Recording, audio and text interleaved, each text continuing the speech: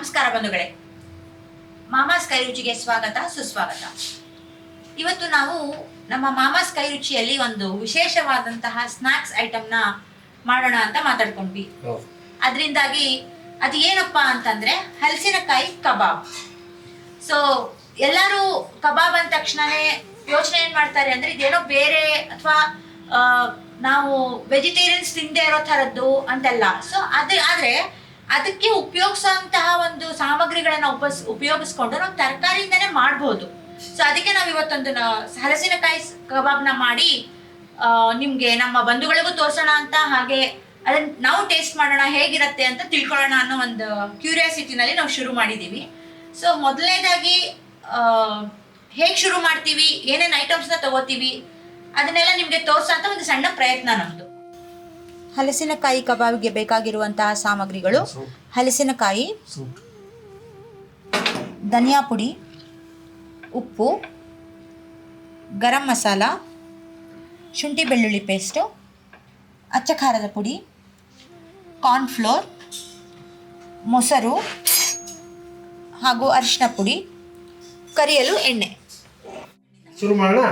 ಹಲಸಿನಕಾಯಿ ಕಬಾಬ್ ಈ ಸೀಸನ್ ಇದೆ, ಮಾಡ್ಕೊಂಡು ತಿನ್ಬಿಡ್ರಪ್ಪ. ನಾಳೆ ನಿಮ್ಮಲ್ಲೂ ನಿನ್ ಮಗಂಗೂ ನಿಮ್ಮ ಯಜಮಾನ್ರಿಗೂ ಮಾಡ್ಕೊಂಡು ಖಂಡಿತ.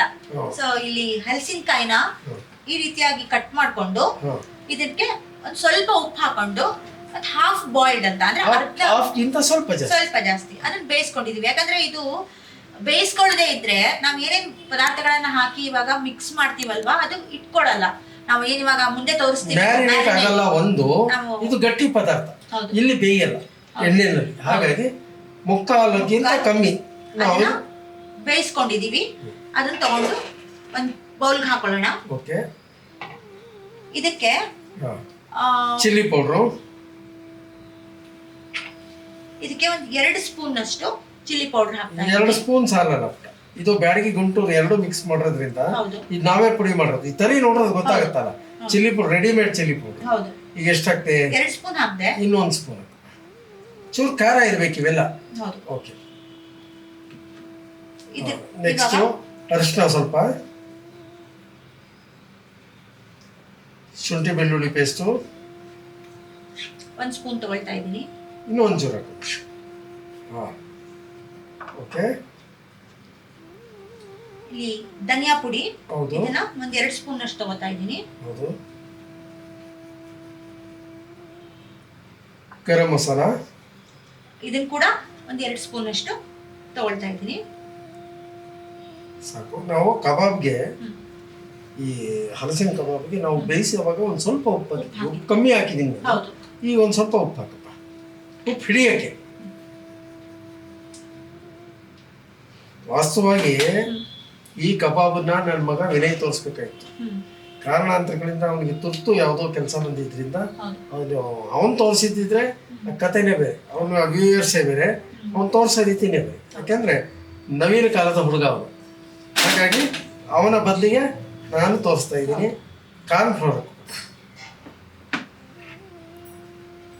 ಕಾರ್ನ್ಫ್ಲೋರು ಜಾಸ್ತಿ ಬೇಡ, ಆ ಬೈಂಡಿಂಗೋಸ್ಕರ ಇನ್ನೊಂದು ಅರ್ಧ, 1 ಚಮಚ ಹಾಕ ಸಾಕು.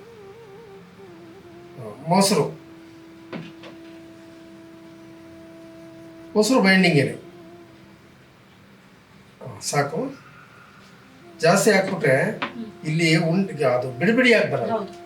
ಈಗ ಕೈ ಹಾಕಿ ಕ್ಲೀನಾಗಿ ಕಲಿಸ್ಬಿಡೋಣ.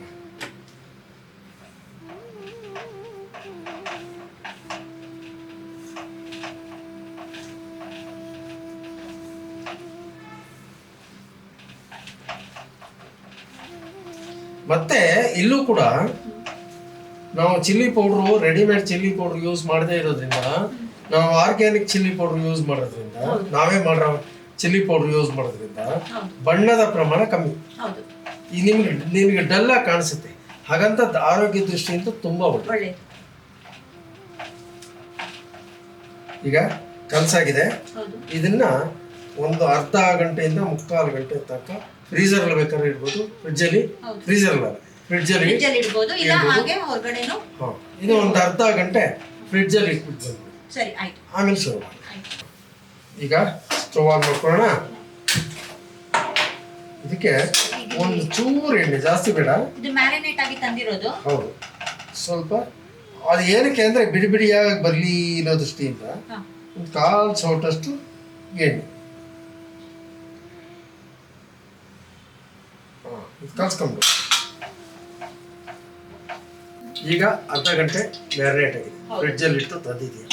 ಈಗ ನೀರನ್ನ ಜಾಸ್ತಿ ಹಾಕ್ಕೊಂಡು ಕೈ ಒದ್ದೆ ಮಾಡ್ಕೊಂಡು ಒದರ್ಕೊಂಡು ಈಗ ಒಂದೊಂದಾಗಿ ಬಿಡಿಬಿಡಿಯಾಗಿ ಹಾಫ್ ಬಾಯಿಲ್ ತೆಕ್ಕೊಂಬಿಡು. ಆಮೇಲೆ ಸೆಕೆಂಡ್ ಬಾಯಿಲ್ ಮಾಡ್ಬಿಟ್ಟು ಒಬ್ಬರು ನಂಜುಂಡ ಸ್ವಾಮಿ ಅಂತ ಇದ್ದಾರೆ, ಕೊಳ್ಳೇಗಾಲದ ಕಡೆಯವರು, ನಮ್ಮ ಆತ್ಮೀಯರು, ಭಾಳ ಒಳ್ಳೆ ಮನುಷ್ಯ, ಕಪ್ಟ ಏನೂ ಇಲ್ಲ.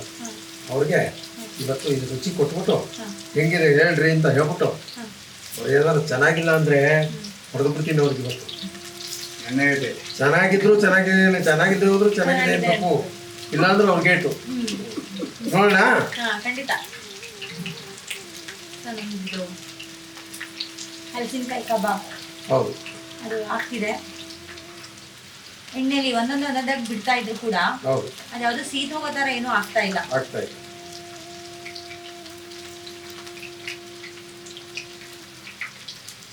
ಮೇಲ್ ಬಿಟ್ರೆ ಏನಾಗುತ್ತೆ ಅಂದ್ರೆ ಒಂದಕ್ಕೊಂದು ಅಂಟ್ಕೊಂಡ್ಬಿಡುತ್ತೆ.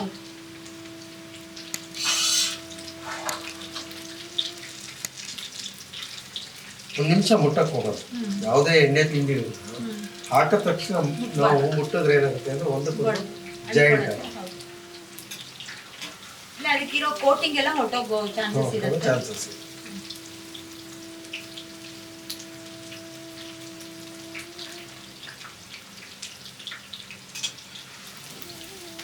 ಇದರಲ್ಲಿ ನಾವು ಉಪಯೋಗಿಸಿರೋದು ಸಂಪೂರ್ಣ ಸಸ್ಯಾಹಾರ. ನಾವೇನ್ ಸೋಡಾ ಹಾಕಿಲ್ಲ, ಅಜಿರಾಮೋಟೋ ಹಾಕಿಲ್ಲ, ಆರ್ಟಿಫಿಷಿಯಲ್ ಕಲರ್ಸ್ ಇಲ್ಲ. ಏನಕ್ಕೆ ಬೇಕು ಆರ್ಟಿಫಿಷಿಯಲ್ ಕಲರ್ಸ್? ಇನ್ನು ಆರ್ಗ್ಯಾನಿಕ್ ಆಗಿ ಮಾಡಿರುವಂತಹ ಮನೇಲೇ ಮಾಡಿರುವಂತಹ ಅಚ್ಕಾರದ ಪುಡಿ.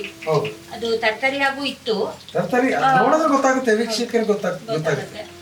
ಎಲ್ಲರೂ ವೀಕ್ಷಕರು ಬುದ್ಧಿವಂತರೇನೆ, ಯಾರು ದಡ್ರಲ್ಲ. ಅದ್ರ ಪದಾರ್ಥಗಳನ್ನ ಇಂತಿಂತ ಪದಾರ್ಥ ನಾವು ಹಾಕಿದ್ವಿ ಅಂದ್ರೆ ಅವರು ಸುಮ್ಮನೆ ಎಲ್ಲದನ್ನು ನಂಬಲ್ಲ. ಅವರು ವಿಶ್ಲೇಷಣೆ ಮಾಡ್ತಾರೆ, ಕುಲಂಕುಷವಾಗಿ ಪರಿಶೀಲನೆ ಮಾಡ್ತಾರೆ. ನಾವು ಆರ್ಗ್ಯಾನಿಕ್ ಅಚ್ಕಾರದ ಪುಡಿ ಹಾಕಿದೀವಿ ಅಂತ ಹೇಳಿದ್ವಲ್ಲ, ಅದರಿಂದ ಬಣ್ಣ ಬರಲ್ಲ, ಅಂದ್ರೆ ಬಣ್ಣ ಸ್ವಲ್ಪ ಕಡಿಮೆ ಇರತ್ತೆ, ಅದ್ರ ಆರೋಗ್ಯಕ್ಕೆ ಒಳ್ಳೇದು ಅಂತಾನು ಹೇಳ್ತಾ ಇದ್ವಿ.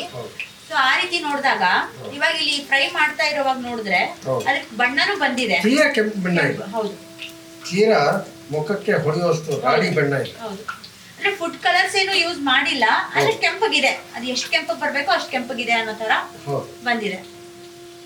ಈ ನೋಡು ನರೆ ಕಮ್ಮಿ ಆಗ್ತಾ ಇದೆ. ಅದಲ್ಲದೆ ಹಲಸಿನಕಾಯಿನ ಮುಕ್ಕಾಲಿಗಿಂತ ಸ್ವಲ್ಪ ಕಮ್ಮಿ ನಾವು ಬೇಯಿಸಿರೋದು ಉಪ್ಪಾಕಿ, ಅದು ಇದರಲ್ಲಿ ಅರ್ಧ ಬೇಯುತ್ತೆ, ಅದರಲ್ಲಿ ಅರ್ಧ ಬೆಂದಿರುತ್ತೆ. ಕ್ರಿಸ್ಪಿ ಆಗೋದಕ್ಕೆ ಹೆಲ್ಪ್ ಆಗುತ್ತೆ. ಹೌದು. ಆಮೇಲೆ ಅದು ಕೋಟಿಂಗ್ ಎಲ್ಲ ಕೊಟ್ಟಿರೋದು ಬಾಯ್ಲ್ ಆಗಿರೋದ್ರಿಂದ ಕೋಟಿಂಗ್ ಎಲ್ಲ ಹೀರ್ಕೊಳ್ಳುತ್ತೆ. ಕರೆಕ್ಟ್. ಹತ್ರ ಇಡಿ.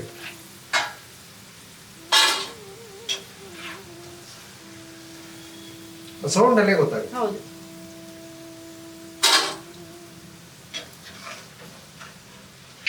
ಅದು ಓವರ್ ಆಗಿ ಕಣಿ ಅಂತ ಸೌಂಡ್ ಬಂದ್ರೂ ಅಗಿಯಕ್ಕಾಗಲ್ಲ, ತುಂಬಾ ಹಾರ್ಡ್ ಆಗ್ಬಿಡುತ್ತೆ. ಇದು ಕ್ರಿಸ್ಪಿ ಆಗಿ ಬೆಂದು ಇರಬೇಕು, ಸಾಫ್ಟ್ ಆಗೋ ಇರಬೇಕು, ಸ್ವಲ್ಪ ಕ್ರಿಸ್ಪಿ ಆಗೋದು. ಇದರಲ್ಲಿ ಉಳಿದಿರೋದನ್ನ ಆದಷ್ಟು ತೆಗೆದು ಬಿಡಬೇಕು, ಯಾಕೆಂದ್ರೆ ನೆಕ್ಸ್ಟ್ ಬಿಡೋ ಅಷ್ಟೊತ್ತಿಗೆ ಇದು ಸೀದಂಗ. ಬಂಧುಗಳೇ, ಈ ದಿವಸ ನಿಮ್ಮ ಮಾಮಾಸ್ ಕೈ ರುಚಿಯಲ್ಲಿ ತೋರಿಸಿರ್ತಕ್ಕಂಥ ಹಲಸಿನಕಾಯಿನ ಕಬಾಬು ನಿಮ್ಗೆ ಇಷ್ಟ ಆಗಿದೆ ಅಂತ ಅನ್ಕೋತೀವಿ. ನಿಮ್ಮಲ್ಲೂ ಮಾಡಿ ನಿಮ್ಮ ಬಂಧು ಮಿತ್ರರಿಗೆ ಆತ್ಮೀಯರಿಗೆ ಕೊಟ್ಟು ನೀವು ಕೂಡ ರುಚಿ ನೋಡಿ ಅಂತ ನಾನು ನಿಮ್ಮನ್ನು ಪ್ರಾರ್ಥಿಸ್ತಾ, ಇವತ್ತು ಕಂದ ನಮಗೆ ಭಾಳ ಆತ್ಮೀಯರು ಪಾಪ. ನಾವು ಎಲ್ಲರೂ ಆತ್ಮೀಯವಾಗೇ ಕಾಣಬೇಕು. ಅದು ಸಮಾಜದಲ್ಲಿ ಅದೊಂದು ಅವಿಭಾಜ್ಯ ಅಂಗ. ನಂಜುಂಡ ಸ್ವಾಮಿ ಅಂತ ಅವ್ರನ್ನ ಕರಿತೀನಿ, ಅವ್ರ ರುಚಿ ನೋಡಲಿ. ಆಮೇಲೆ ಅವ್ರ ರುಚಿ ನೋಡಿದ್ಮೇಲೆ ಅವ್ರ ಅಭಿಪ್ರಾಯ ಕೇಳು, ಮುಂದಿಂದನ್ನು ನೀನು ಮುಂದುವರ್ಸು. ಖಂಡಿತ. ಬನ್ನಿ ನಂಜುಂಡ ಸ್ವಾಮಿಗಳೇ, ನಮಸ್ಕಾರ. ಹಲಸಿನಕಾಯಿ ಹುಳಿ ತೋರಿಸಿದ್ವಿ, ಈಗ ಹಲಸಿನಕಾಯಿ ಕಬಾಬ್ ತಿಂದು ನೋಡ್ಬಿಟ್ಟು ಚೆನ್ನಾಗಿದೆ ಓಕೆ.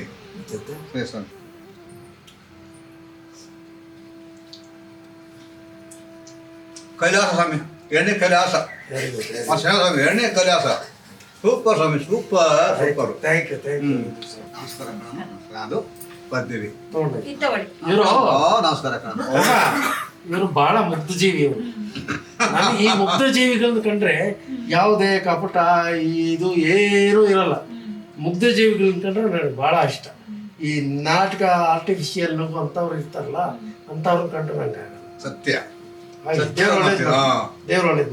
ಎಲ್ಲ ಮುಗಿಸ್ತೀನಿ ಇವಾಗ.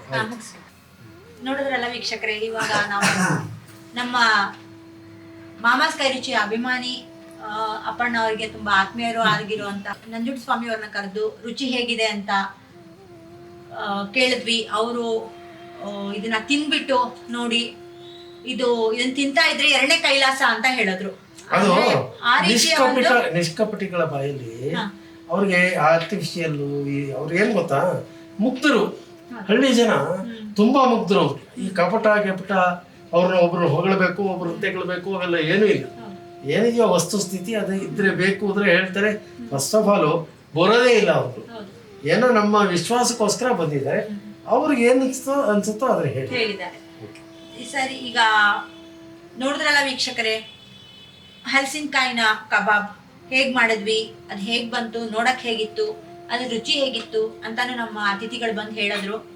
ಸೊ ಈ ವಿಡಿಯೋ, ಇವತ್ತಿನ ಈ ಹಲಸಿನಕಾಯಿ ಕಬಾಬ್ ಮಾಡಿರುವಂತಹ ವಿಡಿಯೋ ನಮ್ಮ ಮಾಮಾಸ್ ಕೈ ರುಚಿ ಎಲ್ಲ ಬಂಧುಗಳಿಗೂ, ಎಲ್ಲ ವೀಕ್ಷಕರಿಗೂ ಇಷ್ಟ ಆಗಿದೆ ಅಂತ ಅನ್ಕೋತೀನಿ. ಲೈಕ್ ಮಾಡಿ, ಶೇರ್ ಮಾಡಿ, ಹಾಗೆ ನಮ್ಮ ಮಾಮಾಸ್ ಕೈ ರುಚಿನ ಸಬ್ಸ್ಕ್ರೈಬ್ ಮಾಡಿ, ಜೊತೆಗೆ ಬೆಲ್ ಐಕಾನ್ನ ಪ್ರೆಸ್ ಮಾಡೋದನ್ನ ಮರಿಬೇಡಿ. ನಮ್ಮ ಎಲ್ಲ ಹೊಸ ರೀತಿಯಾದಂತಹ ಅಡುಗೆಯ ಒಂದು ದೇಸಿ ಸಂಭ್ರಮ ಅಂತ ನಾವೇನು ಮಾಡ್ಕೊಂಡಿದೀವೋ ಅದು ನಿಮಗೆ ಬಂದು ತಲುಪತ್ತೆ. ಎಲ್ಲ ನೋಟಿಫಿಕೇಶನ್ಗಳು ನಿಮಗೆ ಬರುತ್ತೆ, ಹಿಂದಿನ ನೋಟಿಫಿಕೇಶನ್ಗಳು ಬರುತ್ತೆ, ಮುಂದೆ ಮಾಡೋವಂತಹ ಹೊಸ ಅಡುಗೆ ನೋಟಿಫಿಕೇಶನ್ಗಳು ನಿಮಗೆ ಬರುತ್ತೆ.